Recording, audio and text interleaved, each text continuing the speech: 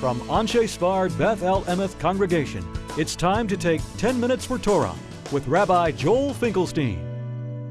Welcome to our discussion, The Secret of the Jews in Egypt.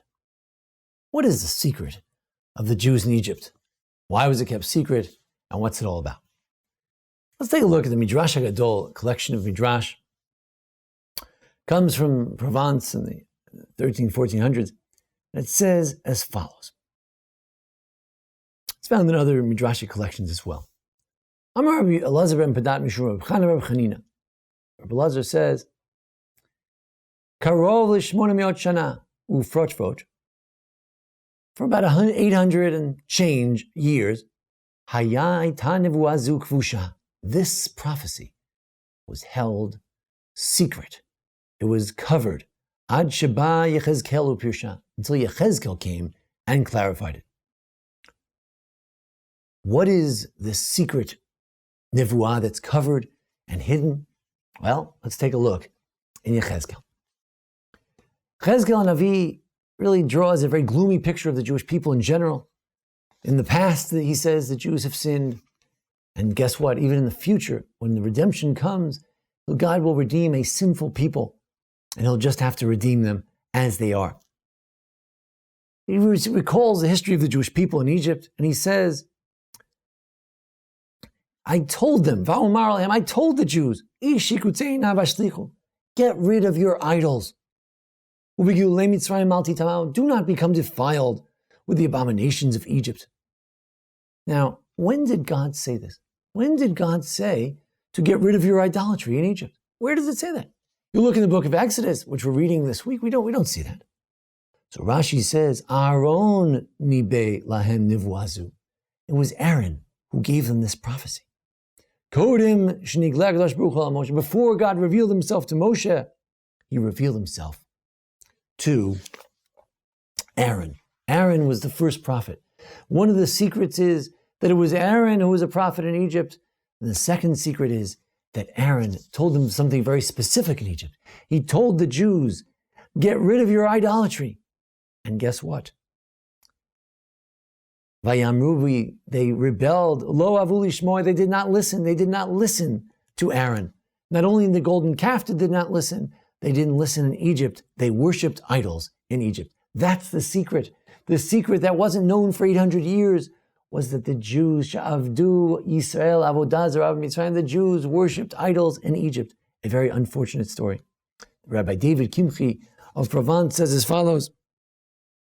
He says, all kinds of prophets came, nobody listened. Until Moshe came, he gave them signs. Then finally, they began to listen to what he says. And when he came, then they began to listen. This is alluded to one other time in the book of Samuel. There's talking to Eli. Eli is a Kohen descendant of Aaron HaKohen. And he says, did I not appear in the house of Egypt, in the house of Pharaoh? Did I not appear? Haniglo nigleti. So Rashi says, did I not appear? What does that mean?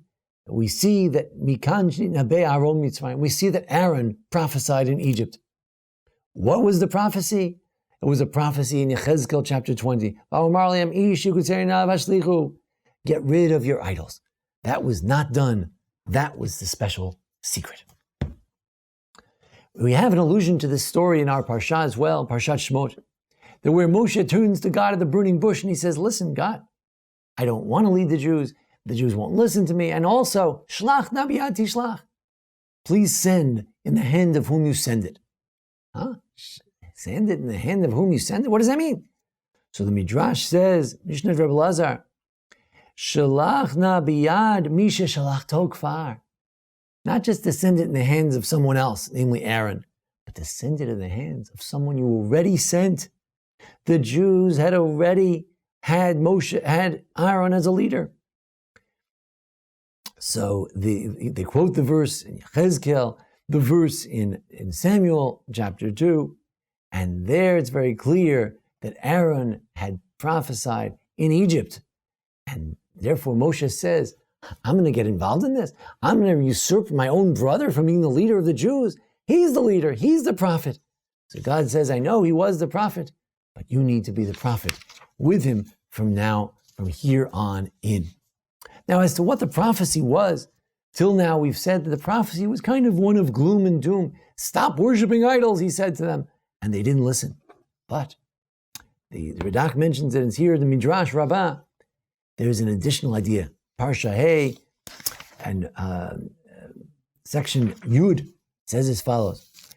Aaron in the desert in Egypt, Nabelam, he used to prophesy to Israel. Atida Kadosh Baruch Hu Lig Olotam. The Jews are destined to be redeemed by the Holy One, blessed be He. And therefore, when Moshe would come and he would say, Pakod pakati etchem, I have hereby redeemed you, God remembered you, they would say, oh yeah, we know that. You sound just like Aaron. We believe you because Aaron said it, or we believe Aaron because Moshe said it. They were a tag team, and between the two of them, the Jewish people believed in Moshe. And this notion that the Jews somehow worshipped idols in Egypt, we've mentioned it in some of our other videos regarding Pesach, that the idea of getting rid of our chametz is a symbol of getting rid of idolatry. That's what we're supposed to do on Pesach, is to get rid of idolatry, symbolized by the chametz being haughtiness, the rising of the bread. Chametz representing Egypt and what it stands for, because bread was invented in Egypt. And therefore, since many did not listen, and they did worship idols, therefore we understand the many midrashim later in Parshat Beshalach when it says that v'chamushim alu b'nei Yisrael miMitzrayim, the Jews went out, chamushim, what does that mean? And Midrash says only 1 out of 5 Jews came out of Egypt. 4 out of 5 died in Egypt. Maybe it was 1 out of 50, 1 out of 500. There are all kinds of different opinions. Maybe it was 1 out of 5,000. But many, many Jews died for their rebelliousness, for their worshiping of idols. They did not follow the Torah. Yes, the Loshinu et Shemam, they didn't change their name. The Lashonam, they didn't change their language. The Malbusham, they didn't change their clothing. They remained culturally Jewish in Egypt. But in terms of their religion, it was a sad story. A sad and secret story. The Jews worshiping idols in Egypt. When Moshe comes to the Jewish people to prophesy to them, and we wonder, why did Moshe turn God down? When Moshe comes to the Jewish people, and he gives up on them, he says, forget it, I'm going off to Midian, I don't want to have anything to do with these people. They turned me in. Moshe turns his back on a people who are worshiping idols in Egypt. It's only later, through the Paschal Lamb, the Jews were able to show their fidelity to God and show that, yes, indeed, they had heard Aaron, they had heard Moshe. They were ready now to embrace the God of Abraham once again. And with that, they were redeemed from Egypt. Yes, indeed, they would listen eventually, not to Aaron, but to Moshe. They would redeem them, or be able and be worthy of being redeemed. This is a sad story, a hidden story, a secret story. It's not a story we like to talk about. The story of what it was really like in Egypt, what really happened. We began to embrace the religion of our oppressors, as we've seen very often in history.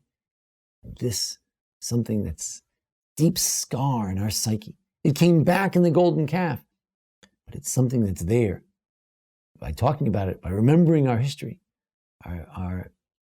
which was sullied by this episode, perhaps we can be healthier in going forward and remembering that we need to continue to be a distinct people, our own language, our own dress, but most importantly, with our own sense of religion, our own values, our own philosophy, our own theology. And with that, we can truly be the people of Israel, and hopefully in our time as well, God will redeem us yet again. Thank you for joining us here at the Anshe Sefard Beth Elameth congregation for a discussion of the secrets of Moshe, secrets of Egypt. Join us each week for our further discussions. And thank you, Jason Lefkowitz, for making today's presentation possible. Thank you again, and join us again here in Memphis, Tennessee, each week for our discussions. Thank you. This has been 10 Minutes for Torah with Rabbi Joel Finkelstein. To learn more, visit ASBEE.org.